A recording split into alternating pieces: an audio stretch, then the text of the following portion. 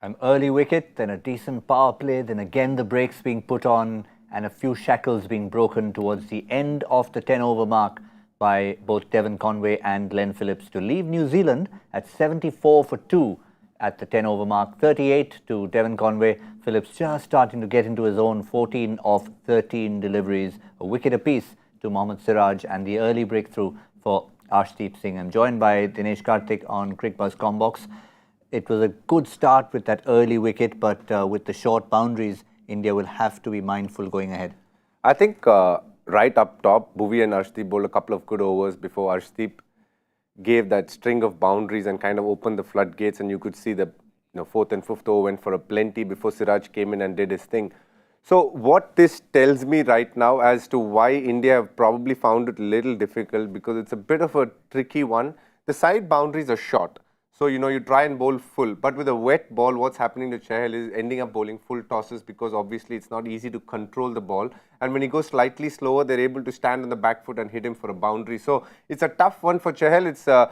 We know he bowled well with a wet ball last game, but this game is slightly more different because they're obviously bowling first, so the pressure is slightly different to what it is when you're obviously defending a huge total. So it's a tricky one for Chahal. That's why you can see he's struggling. Whereas the fast bowlers, I think, in many ways, it's great to see Harshal. He's not played for a long time, but to come in, not be rusty, and from ball one, hit your straps and hit your lengths correctly is something that augurs well for India. He's going to be a critical bowler because there's a great chance there's a great chance that he will be in many ways bowling those death overs. So I feel India are placed in a decent place. They should be looking to defend them around 155, rather stop them to 175.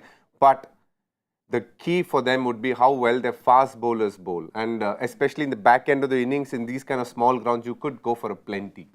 Yeah, you mentioned Harshal Patel. We already saw, we heard Stephen Fleming mention it on commentary, how well he's using the pace variation. We know about his slower delivery, but straight after a slower delivery, he's 15 to 20 kilometers faster, around 136, 137, with a delivery that's actually hitting the bat and taking the batters by surprise. Absolutely, that's his strength. That is Harshal Patel's strength. His change of pace, because he has a supple wrist and a very loose action, he's able to literally, with the same delivery stride and the point of delivery being same, he's able to obviously use his wrist to an extent where he can considerably reduce the slow one's speed.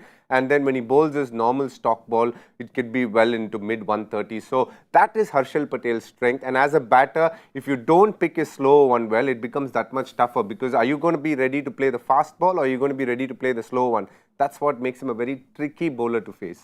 Well, the story of this series has been all about the 6 wicket keepers on the two sides, the wicket keepers on right here on Cricbuzz Live and Cricbuzz Comm Box. But at the moment, focus on, of course, Glenn Phillips, who's yet to explode. But Devon Conway has been the rock of the innings so far after he lost his partner early.